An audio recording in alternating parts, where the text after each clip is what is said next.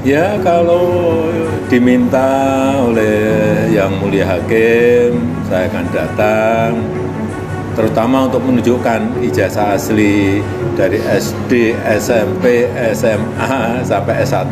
Akan saya tunjukkan semuanya. Per kemarin kami juga baru bertemu langsung dengan Pak Jokowi juga, dan beliau menyatakan siap untuk hadir, tentunya untuk merupakan penghormatan beliau dapat menunjukkan ijazahnya di forum yang sangat terhormat ini dan forum yang valid. Karena selama ini Pak Jokowi diminta diserang berbagai narasi-narasi oleh pihak-pihak yang tidak bertanggung jawab menurut kami, untuk menunjukkan di forum-forum yang menurut kami juga tidak benar. Assalamualaikum warahmatullahi wabarakatuh. Salam orasi kritis. Saudara-saudara sebangsa dan setanah air, hari persidangan itu akhirnya tiba. Semua mata tertuju ke satu pintu, apakah Jokowi benar-benar akan melangkah masuk ke ruang sidang atau justru hanya muncul melalui layar. Sekilas mungkin hanya soal cara hadir, namun bagi publik pilihan itu bisa menjadi simbol yang jauh lebih besar tentang konsistensi, keberanian menghadapi proses hukum, dan pesan apa yang ingin disampaikan kepada masyarakat. Pertanyaannya sederhana saudara-saudara, tetapi dampaknya bisa sangat besar. Mari kita lihat dua kemungkinan yang bisa terjadi. Kemungkinan pertama, Jokowi hadir langsung di ruang sidang. Jika itu yang terjadi, tentu banyak pihak akan menilai bahwa pernyataan yang sebelumnya disampaikan benar-benar diwujudkan. Di tengah perhatian publik yang begitu besar terhadap perkara ini, kehadiran secara langsung dapat dibaca sebagai bentuk penghormatan terhadap proses hukum.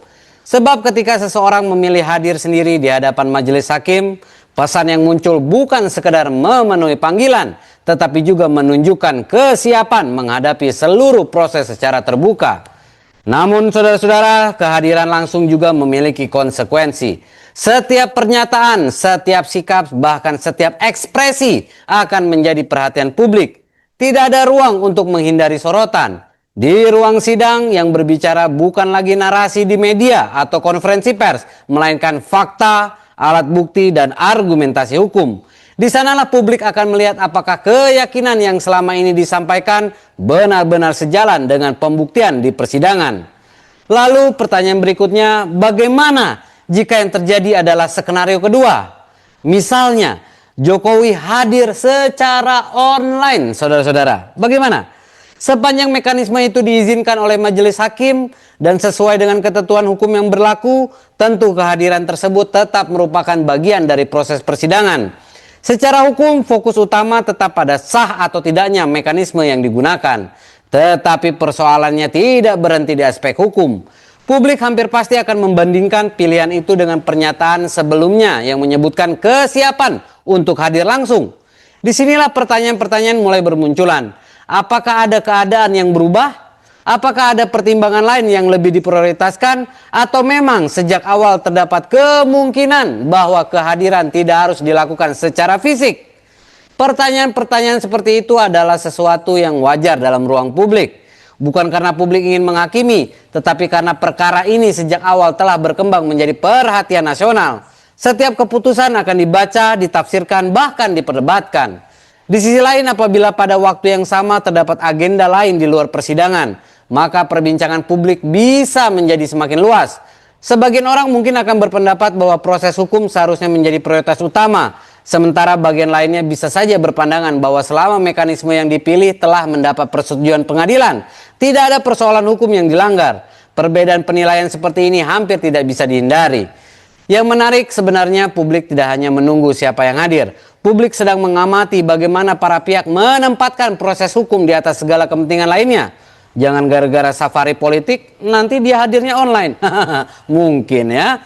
Karena dalam perkara yang mendapat sorotan sebesar ini, simbol yang sering kali memiliki pengaruh yang hampir sama besarnya dengan substansi. Cara seseorang hadir, waktu seseorang hadir, bahkan alasan seseorang memilih mekanisme tertentu dapat membentuk persepsi masyarakat. Namun perlu diingat saudara-saudara, persepsi bukanlah putusan, opini publik bukanlah vonis. Yang mewakili kewenangan menilai jalannya persidangan tetaplah majelis hakim berdasarkan fakta dan alat bukti yang diajukan di ruang sidang. Justru karena itulah apapun pilihan mekanisme kehadiran nantinya, publik berhak mengamati, media berhak memberitakan, para pengamat berhak memberikan analisis, dan masyarakat berhak membentuk pendapatnya sendiri.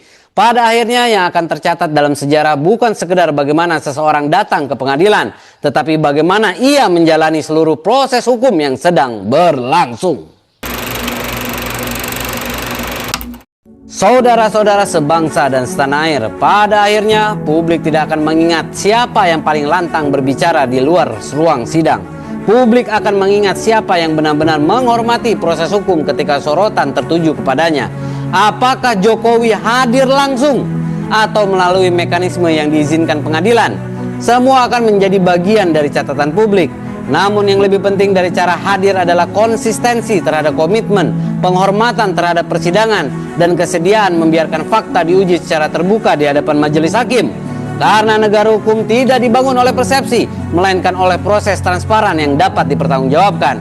Dan ketika persidangan dimulai, opini harus memberi ruang kepada fakta untuk berbicara. Lalu menurut Anda, pilihan mana yang akan lebih memperkuat kepercayaan publik? Hadir langsung di ruang sidang atau hadir secara online jika memang diizinkan oleh pengadilan? Sampaikan pendapat Anda di kolom komentar.